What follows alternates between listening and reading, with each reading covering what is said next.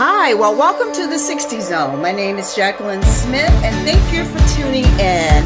So, I have a special guest on the 60 Zone today, and his name is Mr. Paul Lamar Hunter. So, welcome to the 60 Zone, sir. How are you doing?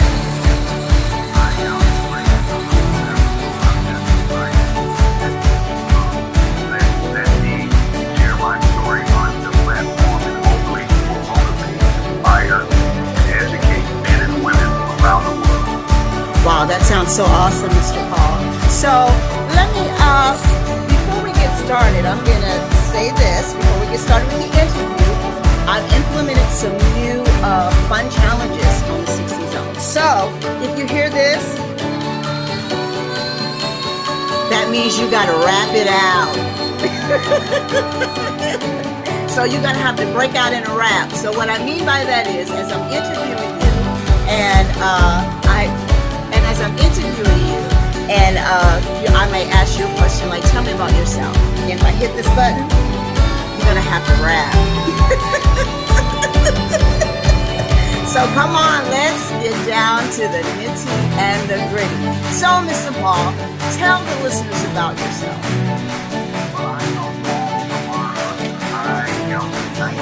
Out of 21 children. Yes, my mother birthed 21 children by my dad. Oh my God, 21 kids. 21 amazing. During the day, night, whenever they had an opportunity, they went in. So 21 children, 17 of us living today, 63 grandchildren, and 87 great-grandchildren. Oh my goodness, I can imagine what your family reunions are like. So how is that? I'm pretty sure you guys get together, party, barbecue, and do all those great things. Oh man, we get together. We have some great conversation. See a lot of my nieces and nephews, and then you find out how the Hunter family is just expanding and expanding, and you're like, wow, this is going to continue for a long time. So my father and mother laid the foundation, and so this is the Hunter family lineage. You know, it's like a tree. And when you plant that seed, it grows, and then you got branches just branching out. And so we are a big, happy family, but we experience some bad time. Most importantly, the good time always outweigh the bad times.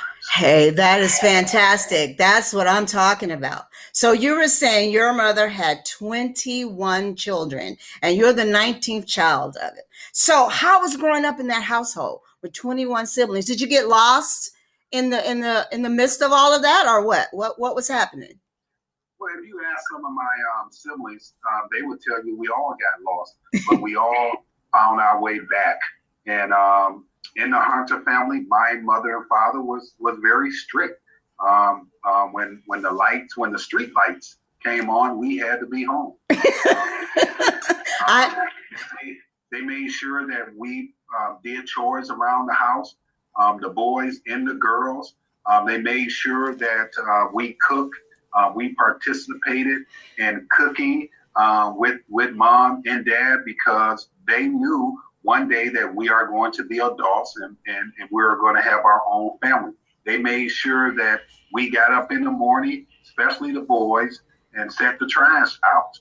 They made sure that we were reading and writing and learning. And they just made sure that on Wednesdays, Bible study, Sunday, we were going to church. After Sunday church service, the pastor would come over and sit down and eat with the Hunter family and pray and have conversation with the kids. We just were one typical family, but we had some bad times. We had some challenges, but we overcame those challenges. And people that are listening to this interview today, you might have 1, 2, 3, 4, 5. Listen, my mother birthed 21 children. So if you think you haven't having a difficult time with 1, 2, 3, 4, 5, just imagine managing 21 children because there's different personalities. You have the personality of an introvert, extrovert, and an ambivert. So my mother and father, to me, I think they did an amazing job raising us and managing the different attitudes. Wow, that is amazing. Because my mother had 5 kids. We drove her crazy. So I can imagine 21 kids probably really sent your mother over the edge on some days. So I know with your siblings and everything. So did your siblings play practical jokes on each other? Because I know as kids growing up, we used to do the jonesing in our household. We used to it was crazy. So what did you guys I'm do? gonna tell you this: in the Hunter family, my brothers and sisters, yes, they played around. They did little jokes on us, and especially when it came to April Fool's Day, they would really go at it. And me as a little toddler running around the house, I don't really know what it means until I start growing up, and I'm like, oh, okay, it's a joke, you know. You know, Right. it was fun to see the girls make jokes, and some of my brothers make jokes as well, because to me, some of them are comedians. Oh, you know what that means, Mr. Hunter? That means you got to wrap it out. So let's get down with it. Are you ready for the challenge? Yes, I'm ready. All right, well, let's get down. So you want me to rap? Yeah, you got to wrap it out. Finish saying your speech about your siblings playing practical jokes on you. You got to put it in a rhyme. You got to put it in a rhythm. You got to get down on it. I'm telling you, my sisters and brothers, they were good at telling jokes. So I enjoyed it. And still to this day, they still do practical jokes on me. So I love it. Okay. So you didn't take the challenge, huh? No. Okay, I'll let you slide on this one. So let's talk about the really big purpose for you being here. And that is your book, No Love, No Charity, the success of the 19th child. So come on, let's talk about it. So how did you, what inspired you to write No Love, No Charity? Well, what inspired me to write the book is I'd done some research on my family lineage. And what I discovered is that no one on my dad's side or my mother's side actually graduated from college.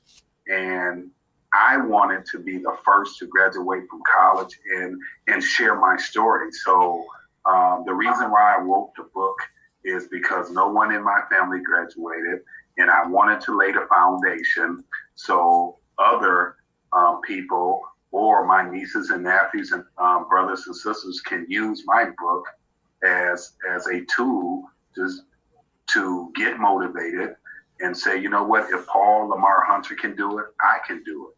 So I wrote the book to really inspire men and women around the world. So the book is it's a book that will bring healing into men and women's lives. It's a book that will motivate people. It's a book that will inspire you. It's a book that will change your paradigm. It's a book that will make you critically think like a man and think like a woman. Wow, that is so powerful. You know, I've got your book, No Love, No Charity, The Success of the 19th Child, and I am truly enjoying it. And I do have some of the quotes that I want to quote, or is it okay if I read some of them, while we're doing the interview? Because I really enjoyed it so much. And one of them I want to read now, and that is when you were in middle school. And it was about being in a dysfunctional family and not knowing it. So it was so good. I really have to share this. It said, since I was a troubled young man living in the shadows of a domineering public figure of a mother with no father around, and number 19th of 21 siblings, it was hard for me to say the least. I was angry on the inside. I was hurting, but as a child, I didn't quite understand why I was so angry or so in pain. Therefore, in school, I was a problem child. disruptive and misbehaving in class. And sometimes my teacher would ask me why, but I would just shrug my shoulders and say, I don't know. I wasn't trying to be deceitful or deceptive, but I couldn't put it into words. When you raise in a dysfunctional environment, dysfunction is normal. So talk about that part. That is so powerful and profound that, some young people out there, as you were saying earlier, sometimes, people don't know that they're operating in a dysfunctional way. So share, how did you overcome that, and how did you realize what was happening in your life? I think I realized it as I was growing up, that things that I thought was normal was actually abnormal.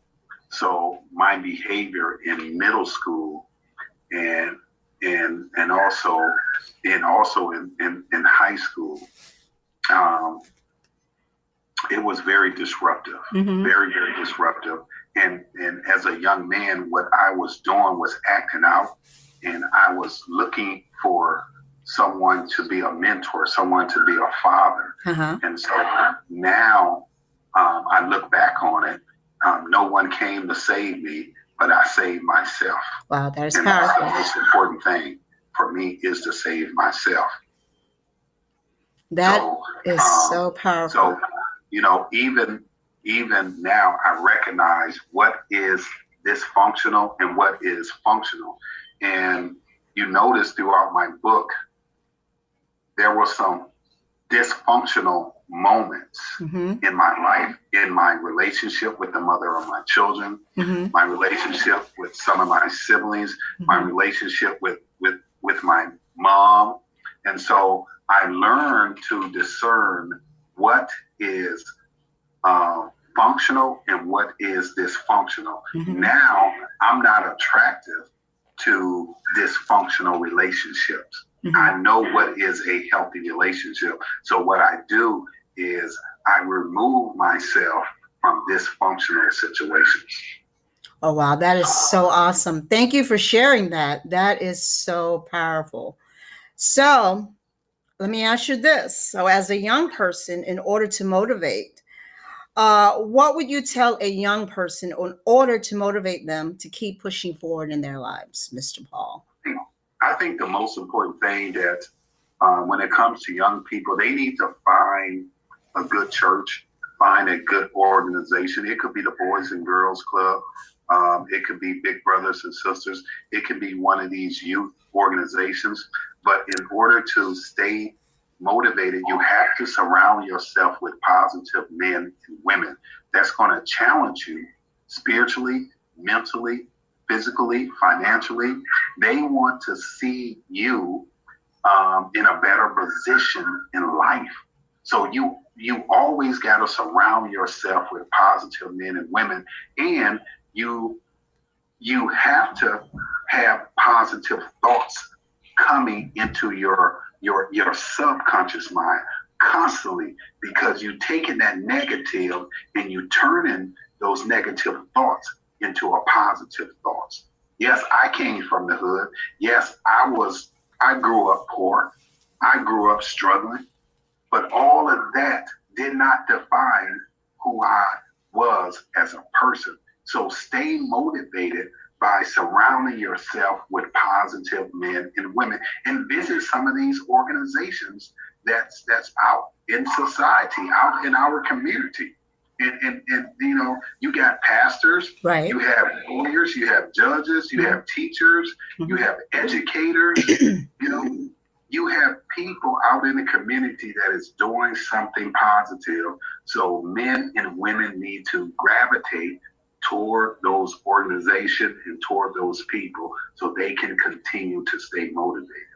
Wow, that is so powerful. So do you have like any, do you know of any people offhand that you can say that a young person can go to? Like, I know you said the Boys Club of America. I mean, just places off the top that you want to share.